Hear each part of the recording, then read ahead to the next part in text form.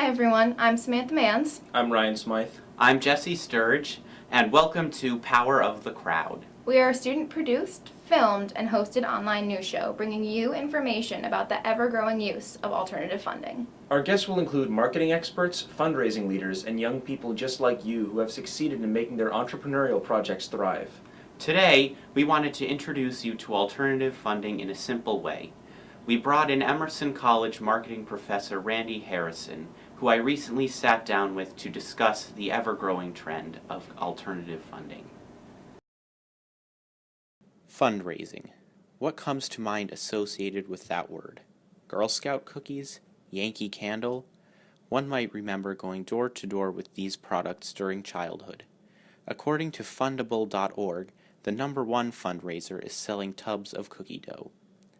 But to us at Power of the Crowd, that seemed too mainstream and did not put to use the technological advances of recent decades. With the internet booming in the millennial generation, we questioned how it might affect startup projects trying to raise money. Our research shows that the internet has had an effect, and in a big way. A Forbes article from May 2013 lists the top 10 websites for crowdfunding. The list includes sites like Kickstarter, Indiegogo, and Crowdfunder, to name a few. Emerson College marketing professor Randy Harrison takes us through the history of funding startups.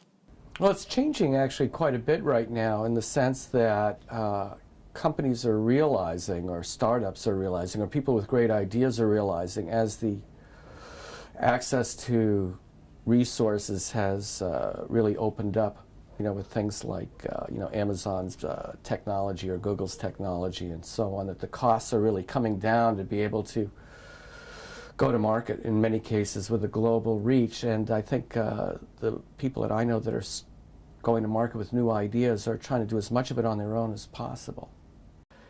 In the old days, it used to be, the one-to-many marketing model. You had to go to a venture capitalist and, hopefully pitch your idea, and if they liked it, maybe they would dub you and give you some money and get you on your way. Regardless of the recent changes in soliciting the masses online, Harrison describes typical business beginnings as classic. It's the classic, you max out your credit card kind of thing, or go to, your family or whatever and get, really small amounts of funding internally. And then, they really try to, I think, make some, be more revenue positive when they start to solicit funding. Harrison says that while one can start funding early on, a solid pitch is absolutely necessary for success.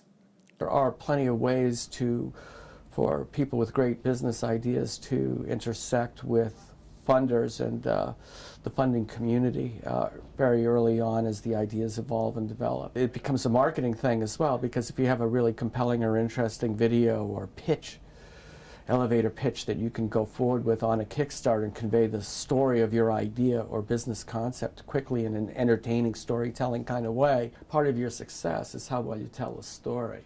It's not just the greatness of your idea. When you take it to the public, and even when you sell to a venture capitalist or whatever through the traditional mechanisms, you have to have your elevator pitch down.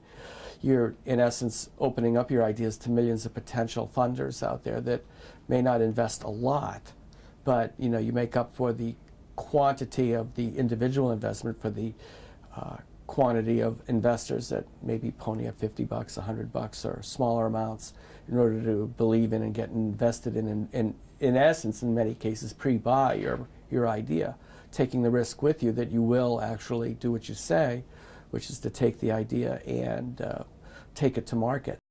Sometimes people want something in advance for giving funds to certain projects. In these situations, success depends on the question: what can you offer? And maybe different tiers of offerings, different value offerings that you can offer to your fans or to your community or to the public at large, to consumers, that can get them more involved with your work. What one offers correlates with the type of project one is trying to fund.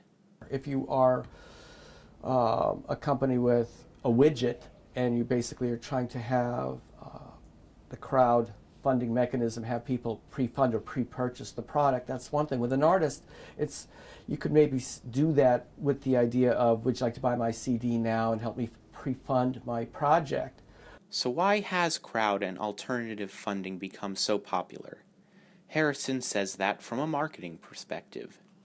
I find on the creative side I'm hearing more about it. I think this is aligned with a trend that's really social media and technology and these other things that open up for consumer products to be able to have not only access to do a website so that you can look like any other company that's professional, but also that you have access to back-end resources to track goods, track sales, to fulfill orders and do things that you can leverage Google or Amazon's assets to do so for $50 or $100 a month.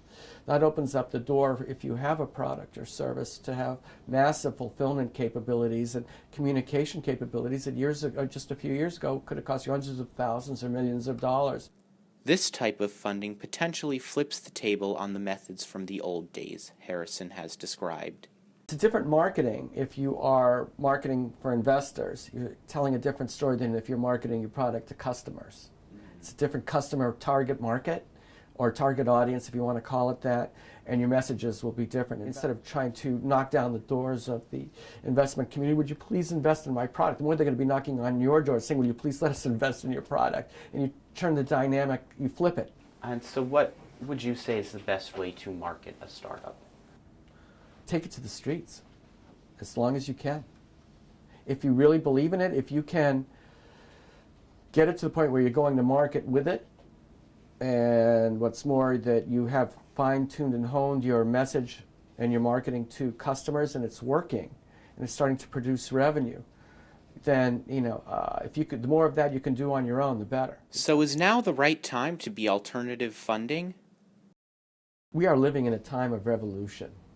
Innovation and revolution. This is an extraordinary period to be alive as a marketer. It's an extraordinary period to be alive as an entrepreneur. The idea that we can get access to communication infrastructure, IT infrastructure, and all these things for almost nothing. The fact that those prices have plummeted almost to free is amazing, and it's going to get more intense, not less, over the coming few years. So this is a great time to be looking at this kind of stuff. This season, on Power of the Crowd, music is a part of our everyday lives. Think about it. Radio in the car, music players in our phones, even elevator music. But how do startup projects begin? We will look to Berkeley band The Lighthearted for this and more. Beastie Strong is trying to raise money to secure the financial futures of 2 children left behind after their mother was lost in a tragic accident. They're working with people like Ken Casey from the Dropkick Murphys, State Representative Carlo Basil, along with dozens of other people to make this a success. And do you ever wonder why you're so tired? So does David Stankiewicz, a Boston University graduate student who decided to conduct a study on that very topic, which he chose to crowdfund using Indiegogo.